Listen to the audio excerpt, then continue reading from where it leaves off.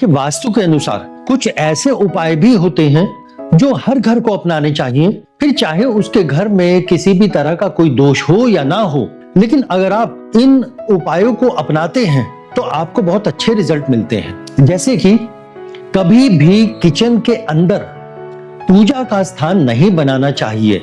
आपने अक्सर देखा होगा कि बहुत सारे घरों में पुरुषों के कंपैरिजन में महिलाओं को शुगर अक्सर ज्यादा मिलेंगी। अब ऐसा क्यों होता है? क्योंकि ज्यादातर होता क्या है कि जो किचन होती है हमारी, वो लोग ज्यादातर आर्किटेक्ट हैं या वास्तु के अनुसार वो साउथ ईस्ट में सबसे अच्छी मानी जाती हैं और वो लोग जो है बनाते भी हैं। लेकिन बहुत सारी महिलाएं वो क्या करती हैं कि किचन के अंदर ही अपना पूजा का स्थान बना देती हैं। तो यदि साउथ ईस्ट की किचन के अंदर पूजा का स्थान बनेगा तो वो उस घर की महिलाओं को शुगर जरूर देगा ही देगा। आप इससे बच नहीं सकते। और यही एक कारण रहता है कि पुरुषों के कंपैरिजन में महिलाओं को शुगर अक्सर जो है ज्यादा पाई जाती है। अच्छा, उसी तरह से बहुत सारे घरों में बहुत सारा ऐसा अनुपयोगी सामान होता है जो बस रखा रहता है, जो कभी यूज में नहीं आता। उन सबको हटा देना चाहिए। जैसे पुराने चश्मे, पुराने जूते, कई सालों से इकट्ठी करी गई माता की चुन्नियां, या कटे हुए या जले हुए या रफू हुए कपड़े जो होते हैं वो नहीं ना प्रयोग में करने चाहिए ना रखने चाहिए। और फिर चाहे वो सिगरेट से जला हुआ हो या गैस के स्टोव से जला हुआ हो या कहीं पे अटक के फट गया हो, चाहे कारण कुछ भी हो, ऐसे जले हुए, फटे हुए, कटे हुए कपड़े वो नहीं रखने चाहिए। ठीक। तीसरा, बहुत सारे लोग घरों में कई कई पत्ते जो है मेडिसिन के इकट्ठे करके रखते हैं, पूरा कलेक्शन बना के रखते हैं कि ये प्रॉब्लम ना हो जाए तो इसके लिए मेडिसिन, ये प्रॉब्लम ना हो जाए इसके लिए मेडिसिन। तो ऐसे कभी भी दवाइयों को इकट्ठा करके नहीं रखना चाहिए, क्योंकि ये अक्सर ऐसी बीमारियां भी देने का काम करेगा जो नहीं है। और अगर आपको इस बात पे यकीन ना हो तो मैं आपको एक तरीका बताता हूं, आप उसको चाहे चेक करके देख लेना। मान लीजिए कि घर में किसी को भी पेट से जुड़ी हुई कोई भी समस्या नहीं है, और आप क्या करें कि पेट से जुड़ी हुई जो एंटीबायोटिक्स हैं या पेन किलर्स हैं या कोई एंटी एलर्जिक है, उसको आप लीजिए और उसको किचन में जाके जो है रख दीजिए। 40 से 45 दिन के बाद आप देखेंगे कि घर में कोई ना कोई पर्सन इस बात की कंप्लेन करना स्टार्ट कर देगा कि उसके पेट में जो है पेन हो रहा है, उसके पेट का जो डाइजेस्टिव सिस्टम है वो सही नहीं हो पा रहा है। यहां से प्रॉब्लम अपने आप स्टार्ट हो जाएगी। तब आपको अपने आप समझ में आ जाएगा कि ये चीजें कैसे काम करती है। अगर घर में किसी के साथ कोई मेडिकल की समस्या चल रही है और उसको मेडिसिन खानी पड़ती है तो उन मेडिसिन को कभी भी किचन में नहीं रखना, वरना होगा क्या, जैसे सब्जियों में रोजाना मसाले यूज होते हैं, ठीक उसी तरह से वो मेडिसिन उस मेंबर के लिए डाइट के रूप में जो है वो जुड़नी स्टार्ट हो जाएगी। यानी जैसे वो रोजाना खाना खाता है उसी तरह से उसको रोजाना मेडिसिन भी अपनी डाइट में शामिल करनी पड़ेगी, उसके बिना काम नहीं चलेगा। तो मेडिसिन कैसी भी हो उसको कभी भी किचन में नहीं रखना, ये याद रखिएगा। ठीक है। देखिए, ये जो है ये कुछ टिप्स हैं जो लगभग हर घर में फॉलो होनी चाहिए। अच्छा, ऐसे ही देखा होगा कि कुछ लोगों का अक्सर कुछ समय के बाद गाड़ियों से जुड़ा हुआ चालान वो कटता है तो पैसा उसमें खराब हो जाता है। तो ये जो मैं टिप्स दे रहा हूं ये सभी के लिए है कि आपको हर लगभग 2.5-3 महीने के बाद एक छोटा सा अमाउंट, जैसे 150-200 रुपए का, वो छोटे मोटे फाइन में ट्रैफिक वालों को भर देना चाहिए किसी भी बहाने से। इससे क्या होगा कि आपका एक बड़ा अमाउंट जो चालान में जा सकता है आप उससे बच जाओगे। ठीक। उसी तरह से हर लगभग 3 से 4 महीने के बाद या जब भी आपको मौका मिले ब्लड को डोनेट कर देना चाहिए।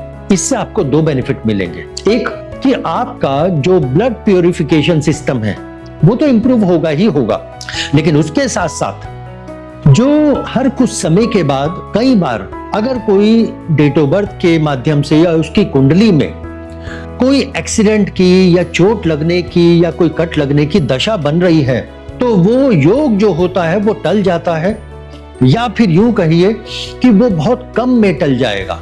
क्योंकि देखिए, जो प्लेनेट की जो दशा बनती है उनको चोट से मतलब नहीं है। वो दशा ऐसी बनती है कि आपके शरीर से खून का निकलना, और वो जो शरीर से खून का निकलना है वो किसी भी बहाने से हो सकता है।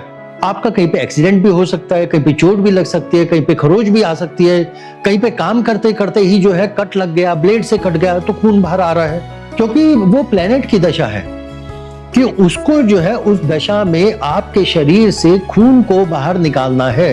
तो यदि आप हर कुछ समय के बाद जो है खुद ही अपने ब्लड को डोनेट कर देते हैं तो आप ये देखेंगे कि वो जो दशा है या तो वो टल जाएगी और या फिर वो बहुत कम में टल जाएगी। ठीक, कि जहां 10 का नुकसान होना था वहां आप 1 पे ही टल जाओगे।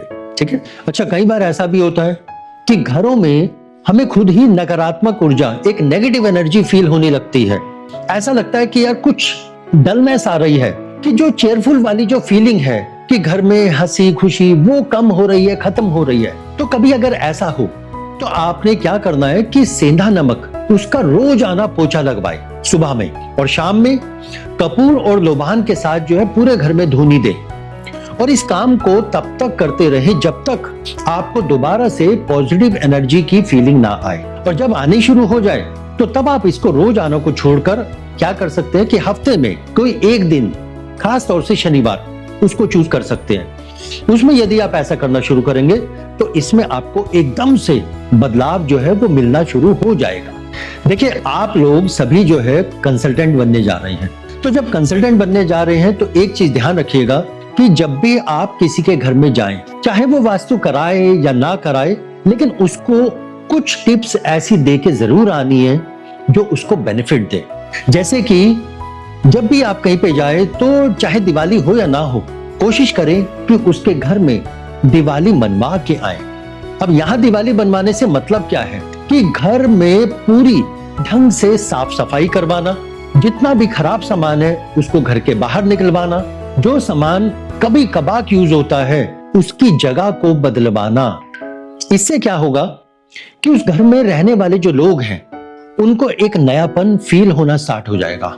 उनको ऐसा लगेगा कि हमने कुछ तो नेगेटिव घर से निकाला है, कुछ उनको नए विचार आने शुरू हो जाएंगे, और जो बहुत से रुके हुए काम होंगे जो उनको करने का मन नहीं कर रहा होगा या जो टल रहे होंगे, वो उनको दोबारा से करने के लिए फिर से खड़े हो जाएंगे कि नहीं यार, वो काम मेरा रुका हुआ है, उस काम को करना है।